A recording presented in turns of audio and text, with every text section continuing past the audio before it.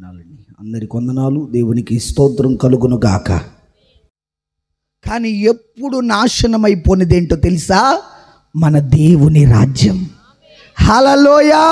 ఆ దేవుని కొరకు కంకణం కట్టుకొని, ఆ దేవుని కొరకు నడుం కట్టుకొని, ఆ దేవుని కొరకు జీవిస్తూ, ఆ దేవుని కొరకు ప్రాణార్పణంగా పోయబడుతూ, కృప వెంబడి కృప పొందుతూ, మహిమ వెంబడి మహిమ పొందుతూ, మహిమ నుండి అధికమైన మహిమలోనికి వెళ్తూ, క్రీస్తు కొరకు ఒంటరిగా నిలబడిన వాణ్ణి నా ప్రభు ఎక్కడ చెయ్యి విడిచిపెట్టడు. చెప్పండి గట్టిగా, ఇంకొంచెం గట్టిగా చెప్పండి. మన దేవుని రాజ్యం ఏం కాదు, నాశనం కాదు. ఈరోజు నుండి మీరు ధైర్యంగా బ్రతకండి. Praise the lord. నువ్వు కట్టుకుని ఇల్లు పడిపోద్దేమో అమ్మా, నువ్వు కట్టుకున్నా ఇల్లు పడిపోద్దేమో, నువ్వు నమ్ముకున్న ఆస్తులు నిన్ను వదిలిపెట్టి వెళ్ళిపోతాయేమో, నీ బంధువులు నిన్ను విడిచిపెట్టి వెళ్తారేమో, నీ రక్త సంబంధులు నిన్ను విడిచిపెట్టి వెళ్తారేమో.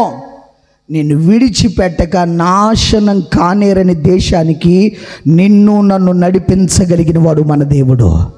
చెప్పండి గట్టిగా, ఆ దేశానికి నన్ను కూడా తీసుకుని వెళ్ళయ్యా అని ప్రార్థన చేయగలుగుతావా? ప్రార్థన చేయాలి.